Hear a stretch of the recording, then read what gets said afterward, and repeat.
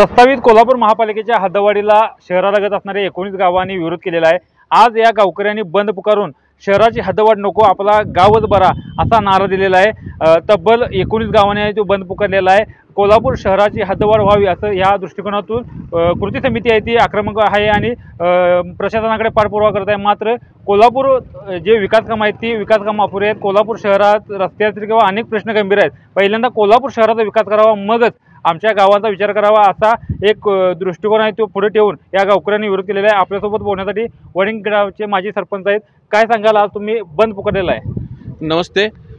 निश्चित कोल्हापूर महानगरपालिकेची हद्दवाढ करण्यासंदर्भात शासन पातळीवर हालचाल सुरू आहेत, त्यामुळे आम्ही 19 गावांनी संयुक्तिक बंद पुकारलेला आहे।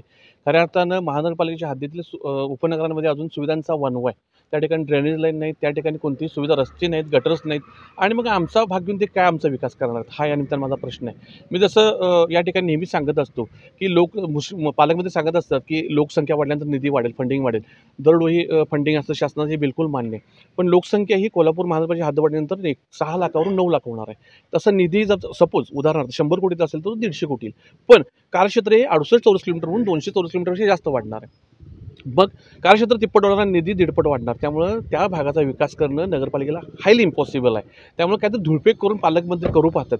पण निश्चित आम्ही या ठिकाणी आमचे सर्व ग्रामस्थ 19 गावची लोक ताकदीने या ठिकाणी आंदोलन करून हा हद्दवाढ फेटाळू।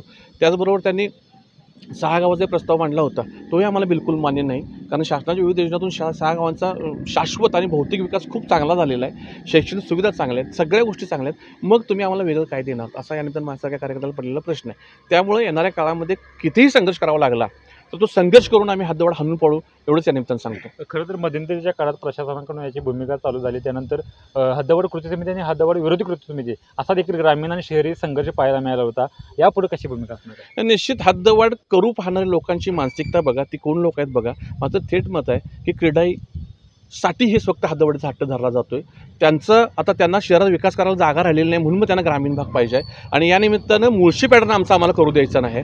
जर बिल्डर लॉबी या ठिकाणी शिरली तर निश्चित ह्या गावचा सगळ्या 19 गावचं मुळशी पॅटर्न होईल, आमची युवक देशोधडी लागतील, आमची शेती संस्कृती नष्ट होईल आणि मग पुन्हा कुठल्या तरी वॉचमनगिरी करायची आमच्या वेळ येईल, ती नको। म्हणूनच आम्ही या ठिकाणी आमच्या आत्मरक्षणासाठी करतोय।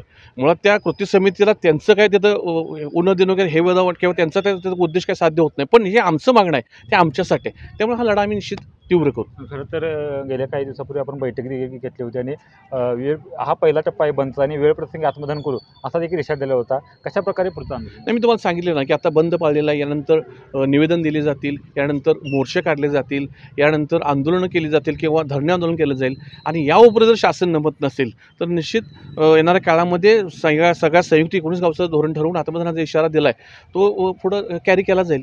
तर आपण बघितलं की पहिल्यांदा कोल्हापूर शहराचा विकास करावा, मगच आमचा विचार करावा, आमच्या भावना समजून घ्याव्यात आणि प्रशासनाने हद्दवाढ करू नये, यानंतर तीव्र संघर्ष करावा लागेल असा इशारा या गावकऱ्यांनी दिलेला आहे। श्रीकांत पाटील, नवराष्ट्र, कोल्हापूर।